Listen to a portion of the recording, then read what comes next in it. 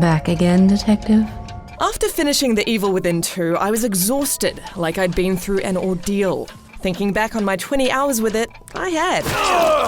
The Evil Within 2 is an ambitious, genuinely tense, and at times brutally difficult experience, but one that left me exhilarated. Like the original before it, The Evil Within 2 may not know how to deliver convincing dialogue or maintain a consistent tone, but it does know that the mark of pure survival horror is to leave you feeling like you only just survived, time after time after time.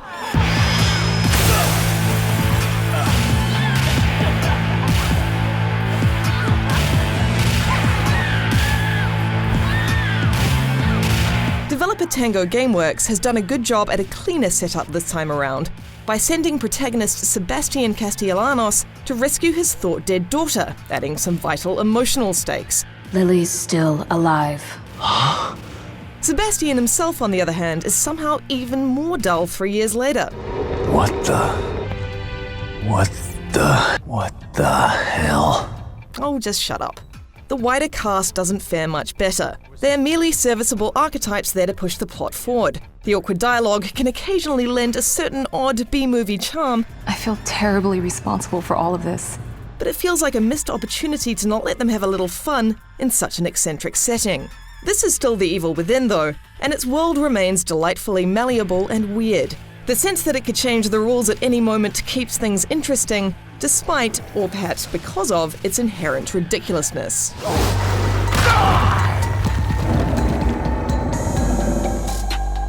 The Evil Within 2 story travels an unusual road, as its first half is tonally very different from its second.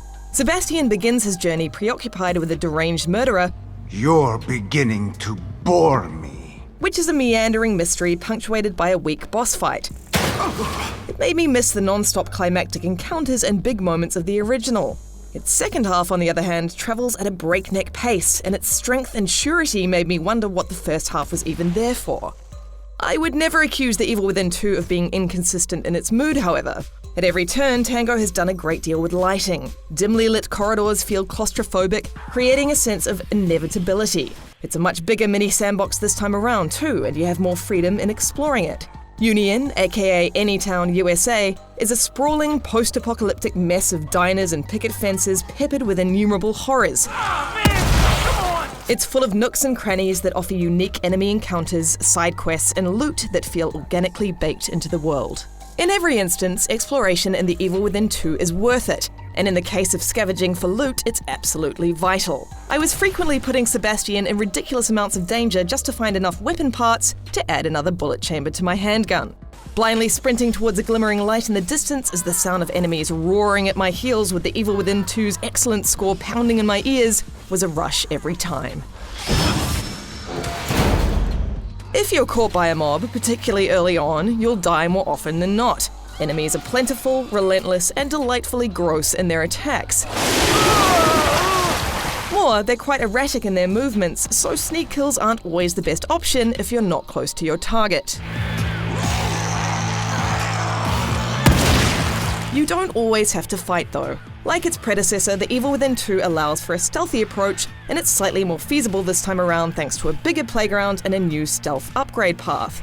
But I found shooting enemies in the head was a more accessible option on the whole.